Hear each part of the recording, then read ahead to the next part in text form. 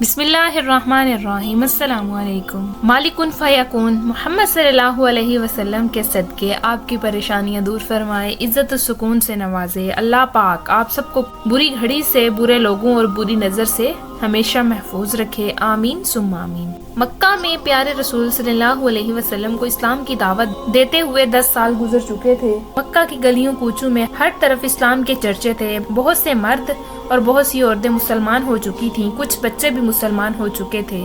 پیارے نبی صلی اللہ علیہ وسلم کی زبان مبارک میں ایسا اثر تھا کہ جو بھی آپ کی زبان حق کی آواز سنتا، آپ کے ساتھ جو میں شامل ہو جاتا اور آپ صلی اللہ علیہ وسلم پر جان چھڑکنے لگتا۔ یہ حالت دیکھ کر مکہ کے کافر بہت جھنجھلاتے، رسول اللہ صلی اللہ علیہ وسلم کو جادوگر کہتے اور لوگوں کو روکتے، ان پر زور ڈالتے کہ ان کی باتیں نہ سنو۔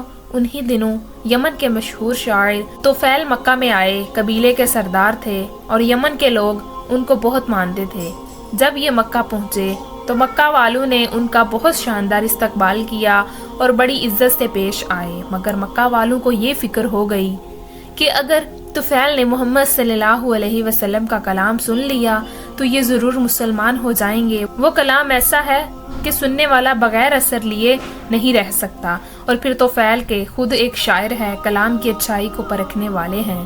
محمد صلی اللہ علیہ وسلم کا اونچا پورا سر کلام اور پھر ان کے سیرت و اخلاق کی کشکش، طفیل نے اگر ان کو دیکھا تو مسلمان ہو جائیں گے، اگر یہ مسلمان ہو گئے تو ان کا پورا قبیلہ مسلمان ہو جائے گا۔ مکہ والوں نے طفیل کا یہاں پر آنا ایک بہت بڑا حادثہ بن گیا۔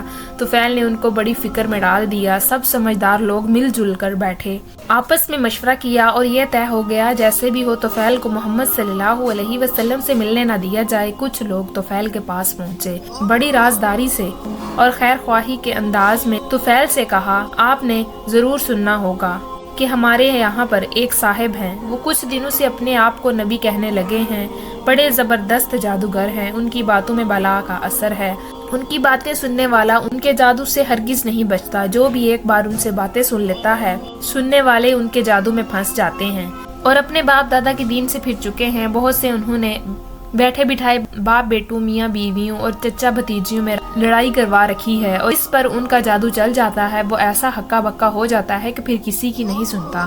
اب بھلا کیا مجال کہ کوئی اپنی سب باتیں ہم نے اس لیے سنائی کہ آپ ہوشیار رہیں۔ طفیل نے ان لوگوں کے بارے میں بڑے غور سے ان لوگوں کی باتیں بڑی غور سے سنی اور دل میں طے کر لیا، کچھ بھی ہو جائے اس شخص کی بات ہرگز نہیں سنوں گا، کہیں میرے اوپر بھی اس کے جادو کا اثر ہو گیا تو کیا ہوگا۔ پھر طفیل جب کعبہ میں جاتے تو کانوں میں خوب روئی ٹھونس لیتے، کہیں ان کی آواز کانوں میں نہ پڑ جائے۔ ایک دن کعبہ میں پیارے رسول صلی اللہ علیہ وسلم نماز میں قرآن پاک پڑھ رہے تھے۔ اتفاق کی بات ہے کہ طفیل کا وہاں سے گزر ہوا، خدا کا کرنا قرآن شریف کی آواز ان کے کانوں میں پڑ گئی۔ انہیں آواز بہت بھلی لگی اور پہلے تو ٹھٹکے، لیکن پھر سوچا کہ خود شاعر ہوں، اچھی بری بات کو سمجھتا ہوں، کلام کی باریکیوں اور خوبیوں سے مواقع ہوں، کیا میں اتنا بھی نہیں سمجھتا کہ کون سی بات میرے لیے اچھی ہے اور کون سی میرے لیے بری ہے؟ مجھے سننا تو چاہیے کہ آخر یہ صاحب کس قسم کی باتیں کرتے ہیں، اور یہ سوچ کر انہوں نے اپنے کان ادھر لگا دیے۔ پیارے رسول صلی اللہ علیہ وسلم قرآن پاک کی تلاوت کر رہے تھے اور طفیل کا دل آہستہ آہستہ پگھل رہا تھا، ایک ایک آیت ان کے دل پر اثر کر رہی تھی۔ رسول اللہ صلی اللہ علیہ وسلم نے نماز ختم کی اور گھر جانے لگے، طفیل بھی پیچھے پیچھے ہو لیے۔ رسول اللہ صلی اللہ علیہ وسلم جب اپنے دروازے پر پہنچے اور ایک آواز آئی، حضرت مجھے بھی اندر چلنے کی اجازت دے دیجیے۔ پیارے نبی صلی اللہ علیہ وسلم نے مڑ کر دیکھا، یمن کے معزز سردار طفیل آپ سے اندر چلنے کی اجازت مانگ رہے ہیں۔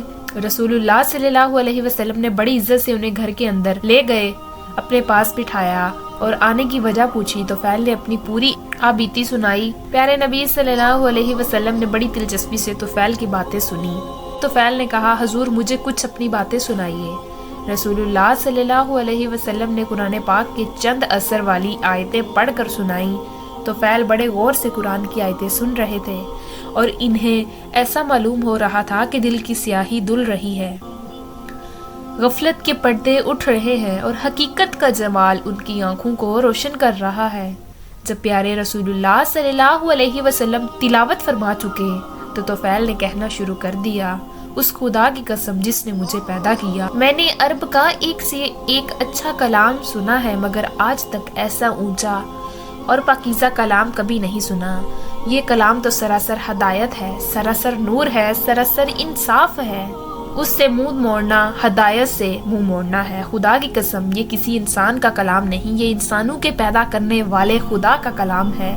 تو فعل کہے جا رہے تھے اور رسول اللہ صلی اللہ علیہ وسلم کا دل ان کی ہدایت پر باغ باغ ہو رہا تھا۔ پھر آپ نے تو فعل کو اسلام کا کلمہ پڑھایا اور ایمان کے نور سے ان کے سینے کو جگمگا دیا۔ سبحان اللہ۔ محترم ناظرین، اگر آپ کو ہماری ویڈیو اچھی لگی ہے تو ویڈیو کو لائک کریں اور مزید اس طرح کی ویڈیوز دیکھنے کے لیے ہمارے چینل کو سبسکرائب کریں۔ ملتے ہیں نیکسٹ ویڈیو میں، اجازت دیجیے، اللہ حافظ۔